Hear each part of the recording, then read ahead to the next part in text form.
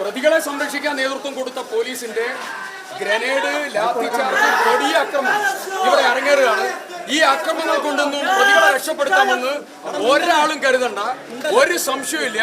മുഴുവൻ പ്രതികളുടെ കയ്യിൽ, സിദ്ധാർത്ഥനെ കൊലപ്പെടുത്തിയ മുഴുവൻ പ്രതികളുടെ കയ്യിൽ കയ്യാമം വെക്കുന്നത് വരെ ഞങ്ങൾ ജീവൻ കൊടുത്തും പ്രതികളെ പിടിക്കുന്നതിന് വേണ്ടിയിട്ടുള്ള പോരാട്ടത്തിന് നേതൃത്വം കൊടുക്കും.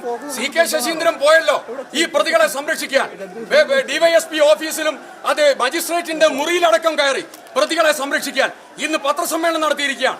ന്യായം പറഞ്ഞതോ അതിലേറെ അപമാനകരം. പിണറായിയുടെ ദൂതനായി, CPMന്റെ ദൂതനായി, പാർട്ടിയുടെ മുൻ ജില്ലാ സെക്രട്ടറിയും മുൻ MLAയും ഈ പ്രതികൾക്ക് വേണ്ടി ആത്മവിശ്വാസം കൊടുക്കാൻ പോവുക. CPM ജില്ലാ സെക്രട്ടറിയുടെ നേതൃത്വത്തിൽ ഇവിടെ SFIയുടെ ഫ്രാക്ഷൻ കമ്മിറ്റി മീറ്റിംഗും കാര്യങ്ങൾക്കും നേതൃത്വം കൊടുക്കുക.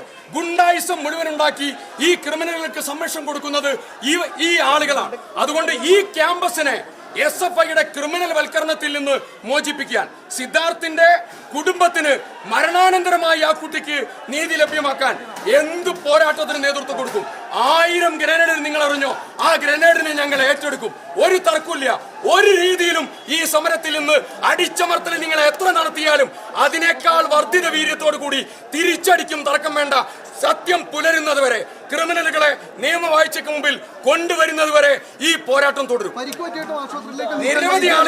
നിരവധി ആളുകൾക്ക് പരിക്കേറ്റിട്ടുണ്ട്. ആ പരിക്കേറ്റതായിരിക്കുന്ന കുട്ടികളെ ആശുപത്രിയിലേക്ക് മാറ്റിയിട്ടുണ്ട്.